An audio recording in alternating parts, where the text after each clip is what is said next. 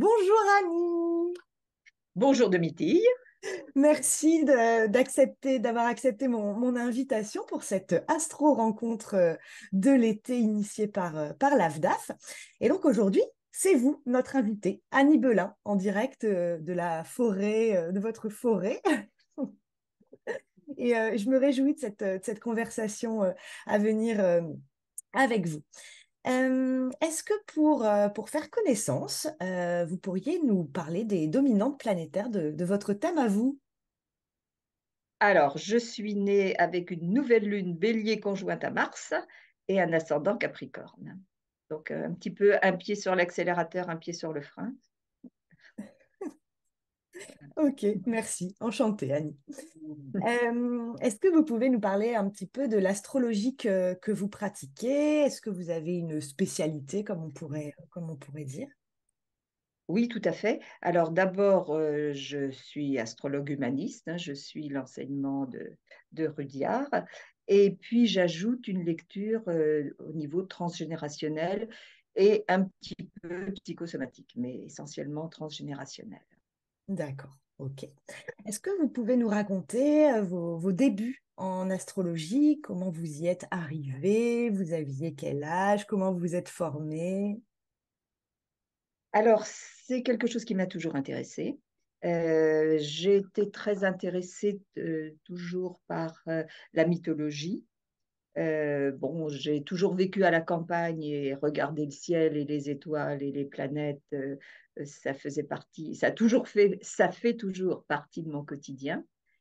Et puis, la psychologie m'a toujours intéressée aussi. Et donc, l'astrologie qui est au carrefour hein, de la mythologie, de l'astronomie et de la psychologie était en quelque sorte une évidence.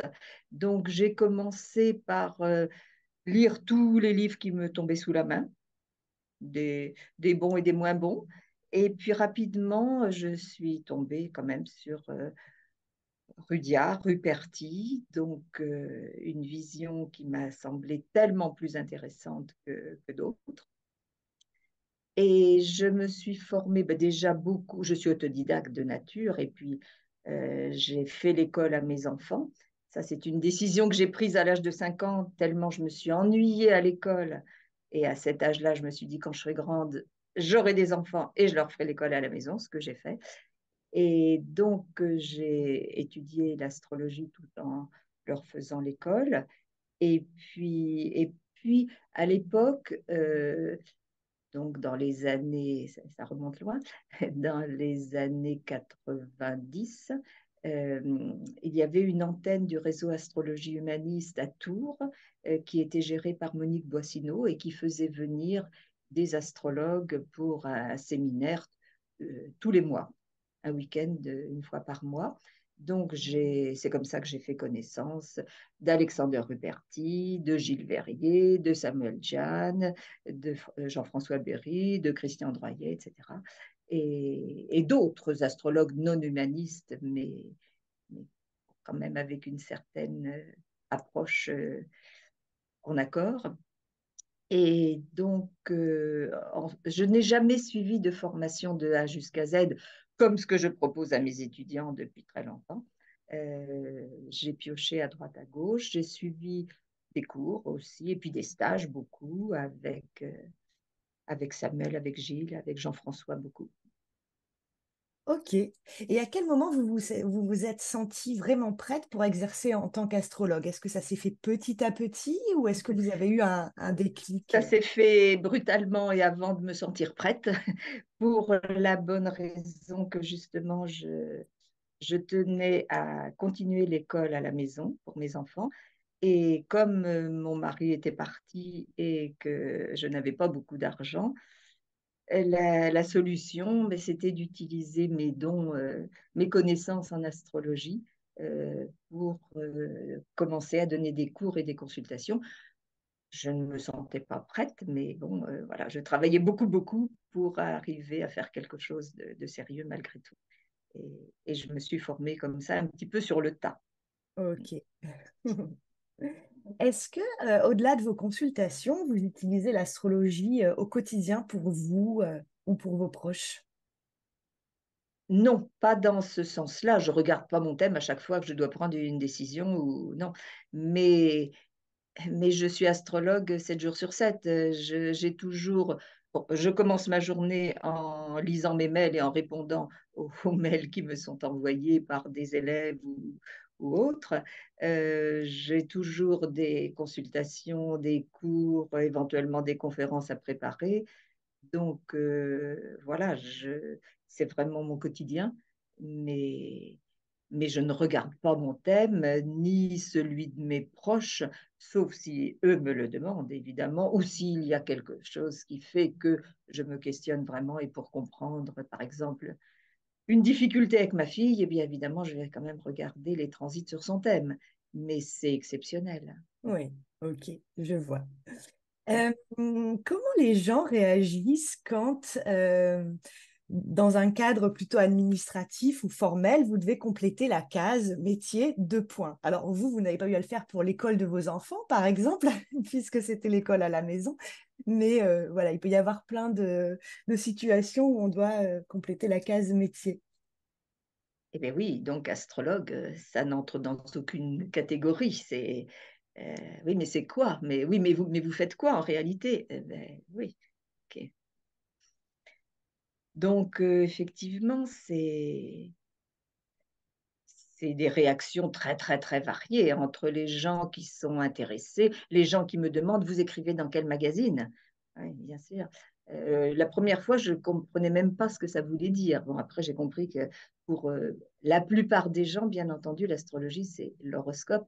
Et alors, ça c'est quelque chose qui m'agace beaucoup, non seulement, évidemment, le fait que les gens pensent que l'astrologie, c'est l'horoscope, mais en plus, ce détournement de ce terme qui est tellement beau, hein. Horoscopie, scopéine, hein, en grec, scopéine, ça veut dire regarder, oro, l'heure.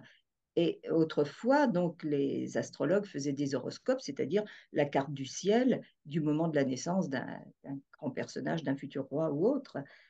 Ça n'était ni collectif comme ce qu'on appelle aujourd'hui l'horoscope, ni prédictif, comme c'est le cas aussi. C'était tout simplement le dessin de la carte du ciel. C'est un terme qui est complètement dévié et c'est très, très, très dommage. Et alors là aussi, j'ai eu plusieurs fois des journalistes de la Nouvelle République, donc le journal de la Touraine, euh, plusieurs journalistes différents qui sont venus me voir avec l'idée de faire un article sérieux sur l'astrologie, sur ma profession. Et on a fait un bon travail ensemble et ça n'a jamais été publié. Alors que, évidemment, il y a l'horoscope tout quotidien.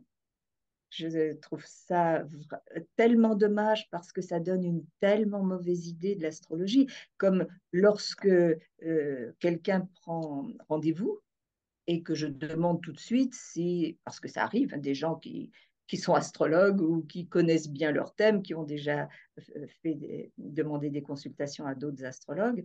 Donc, je demande si les gens connaissent leur thème, connaissent l'astrologie, et combien de fois on me répond, bah, oui, comme tout le monde. Bon, c'est-à-dire, ça se limite à l'horoscope des journaux. C'est tellement dommage parce que ça dévalorise complètement notre profession. Et Oui. puis, les gens qui mélangent, bien entendu, la voyance et l'astrologie. Oui, mais quand même, vous tirez les cartes. Oui, mais quand même, vous êtes médium. Mais quand même, vous êtes voyante. Ben non. Et non, ça n'a rien à voir. Mais oui. Je vois.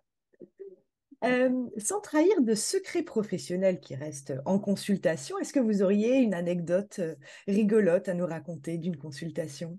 Alors, j'ai pas trop d'anecdotes rigolotes où j'ai pas réfléchi, il y en a peut-être, mais j'ai un souvenir vraiment très, très important, très marquant.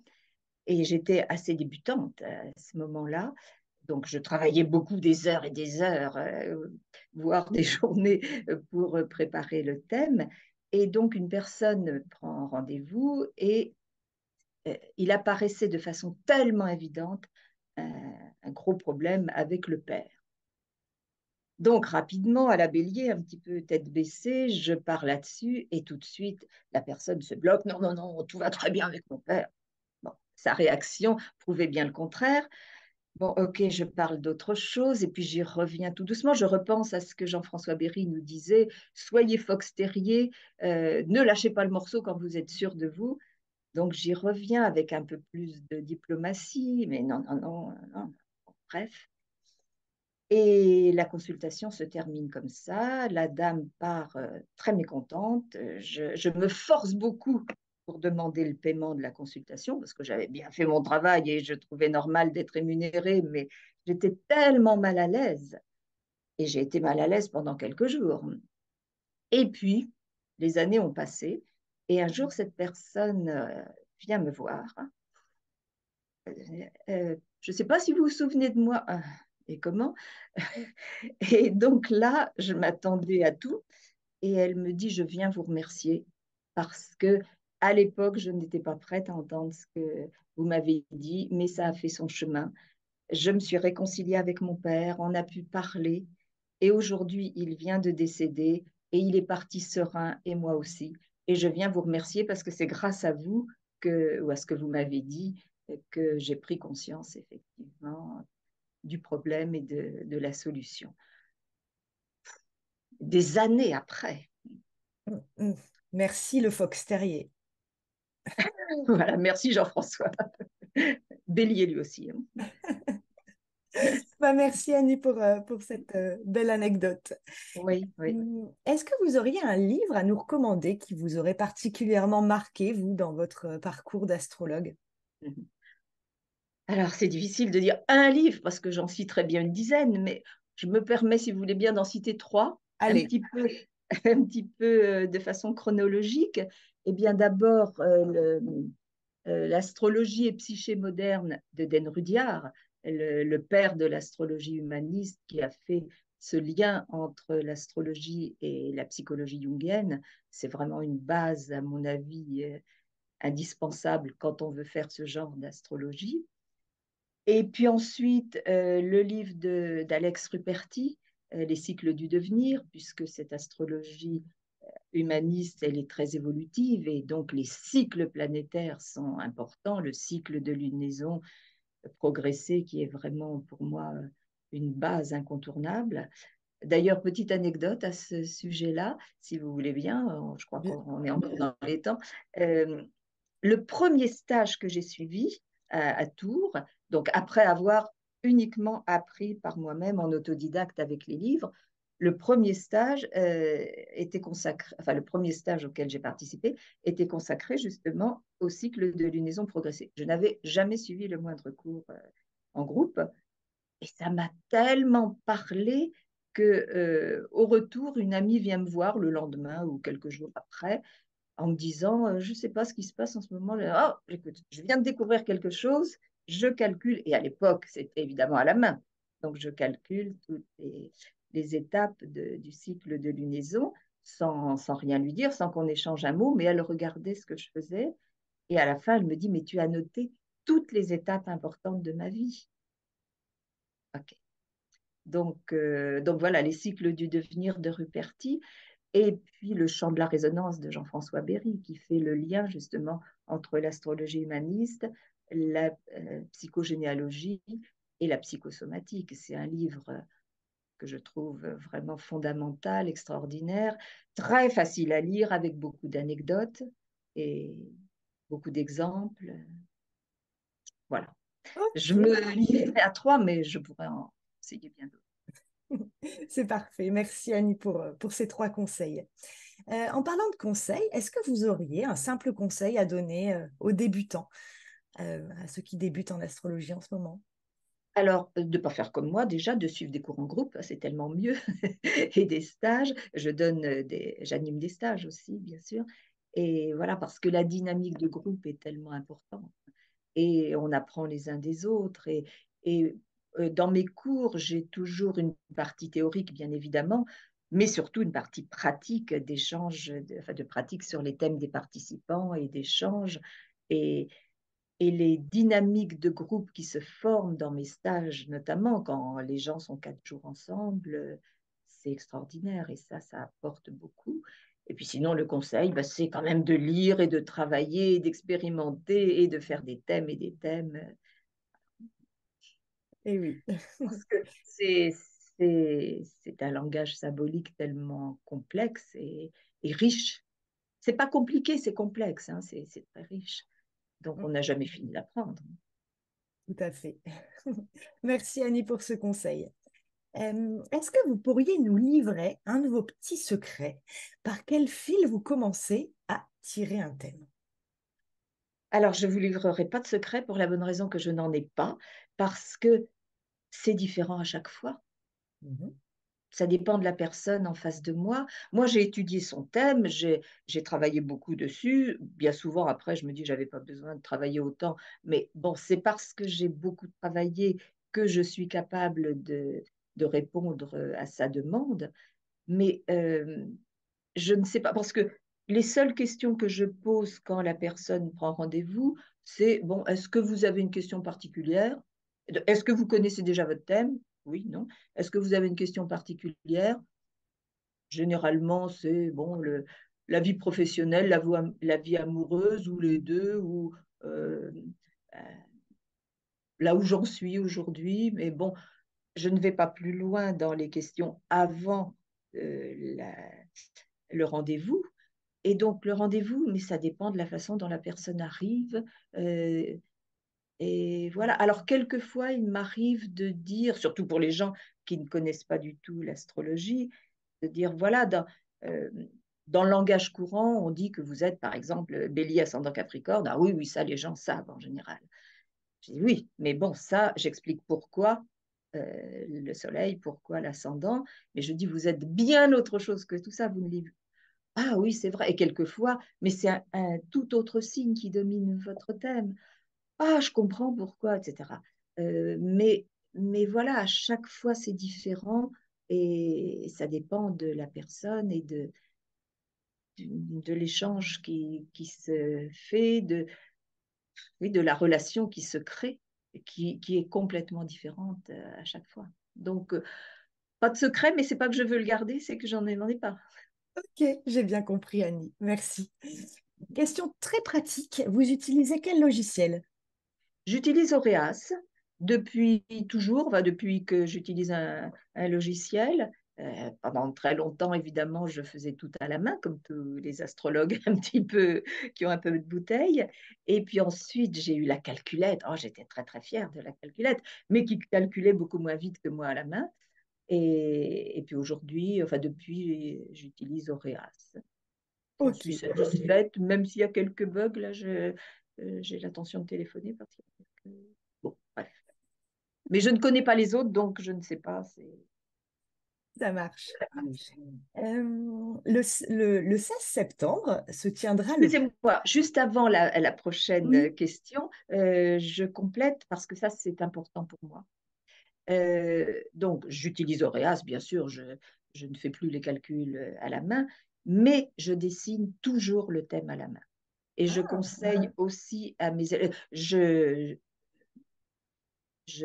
leur enseigne le calcul du thème et je leur conseille toujours de monter le thème à la main pour se l'approprier petit à petit. Et vraiment, ça, j'insiste beaucoup. Pour moi, c'est fondamental parce que un thème qui sort tout imprimé, d'abord, comme je disais tout à l'heure, c'est tellement riche, par quel bout on va le prendre et on risque toujours de manquer des choses. Alors que quand on le dessine à la main, qu'on commence par dessiner l'horizon et qu'on réfléchit à ce que veut dire l'ascendant, le descendant, et puis le méridien et le fond de ciel et le milieu de ciel, papa, maman, la vie intime, la vie privée, etc., la vie sociale, euh, on se l'approprie et on le dessine à sa façon et avec ses couleurs et c'est beaucoup plus parlant qu'un thème tout près.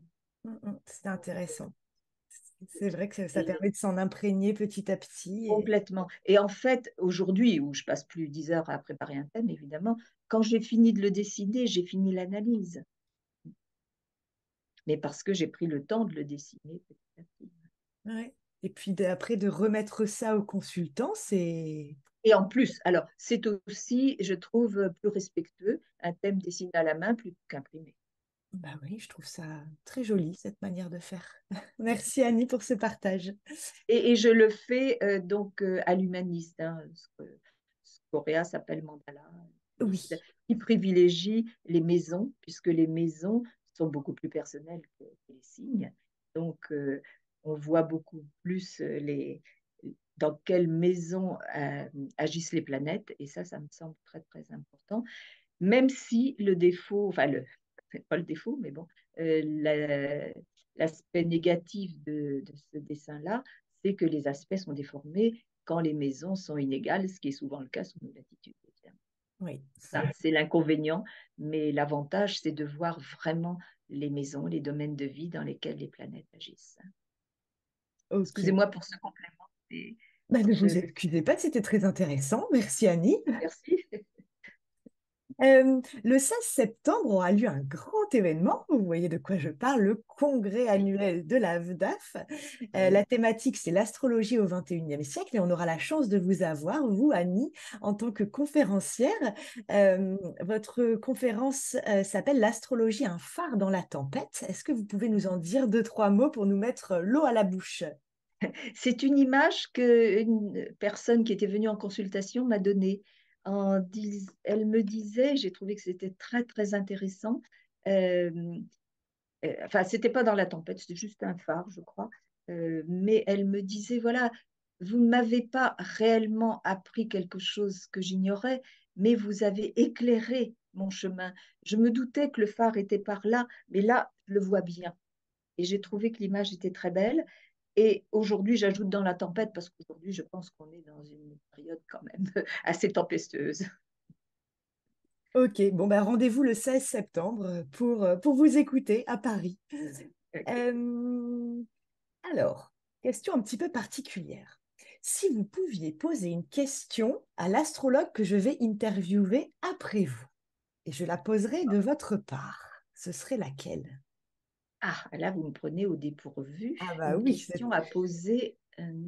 Alors, je ne sais pas quel est l'astrologue, mais en fait, de toute façon, peu importe, ce n'est pas la question. Euh, Quelle question je poserais? Qu'est-ce que c'est pour vous l'astrologie, par exemple? Qu'est-ce que ça représente pour vous dans votre vie, oui, bon, je ne sais pas si c'est pertinent. si, tout à fait. Je la poserai à le prochain, c'est Michel Janton. Ok, Voilà. que je connais un petit peu par visio, mais pas plus que ça. Bon. Et alors, pour vous, j'ai une question de la part de Gilles Verrier. Ah, très bien. Bon, il ne savait Gilles, pas. avec qui j'ai suivi des séminaires que j'ai beaucoup appréciés, qui m'a beaucoup apporté. Oui, eh ben vous l'avez mentionné effectivement il y a quelques minutes, j'ai trouvé ça rigolo. Et donc Gilles, donc il ne savait pas que ça allait être vous qui alliez répondre à cette Ok. question-là. Il vous demande quelles sont les références philosophiques qui vous permettent de construire votre discours astrologique. Ouf, quelles sont les références philosophiques? Oh, Gilles, ouf. J'avoue que je ne sais pas. Les références philosophiques, qu'est-ce qu'il entend par là? Ah, Alors, je ne sais pas ce qu'il veut dire en définitive, hein. Bon, pour moi, les références astrologiques et donc psychologiques, c'est Rudyard, c'est Jung, euh, c'est, mais philosophique, qu'est-ce que ça veut dire? J'avoue que la philosophie, j'ai fait des études de lettres classiques, hein, j'ai passé un bac littéraire et la philosophie, c'est pas quelque chose qui m'a particulièrement intéressée. Pour moi, c'était trop théorique, trop abstrait. Alors que la psychologie, oui, ça m'a toujours beaucoup intéressée. Euh, ok. Je alors, je ne pense. sais pas si je réponds, je ne sais pas ce que Gilles va en penser. Eh bon, on lui demandera. Ok. J'ai une dernière question pour vous. Annie. Est-ce que vous pouvez nous raconter ce que vous apporte la VDAF au quotidien et est-ce que vous avez, pourquoi pas, une idée pour la VDAF dans les prochains jours, les prochaines semaines, les prochains mois, années? Alors, j'ai adhéré à la VDAF euh, en grande partie pour la personnalité de Marc, très réactif, très impliqué, très passionné, pour le fait d'échanger. Moi, je suis quand même très solitaire, comme je vous ai dit, autodidacte, dans ma campagne avec mes chats. euh, mais j'aime le contact, j'en ai besoin aussi. Euh, Occasionnellement, hein, pas au quotidien, mais quand même. Et donc, l'idée d'une fédération m'a séduite, hein, de rassembler aussi des courants de pensée différents. C'est pas parce que je suis humaniste que je ne m'intéresse pas à ce qui se passe à côté. Bon, ben écoutez, Annie, ben, j'en ai fini avec mes questions. Et je vous Ok. remercie beaucoup d'avoir pris ce temps de discussion. Et puis, je vous dis à bientôt. On a dû être à peu près dans les temps. On est parfait. Je vous remercie beaucoup, Annie. Et puis, Bon ben, après-midi, bon Domitille. après-midi à vous. Et puis, on se voit physiquement en septembre au congrès. Ok, avec Avec plaisir. partagé. Au revoir, Annie. Au À revoir. bientôt.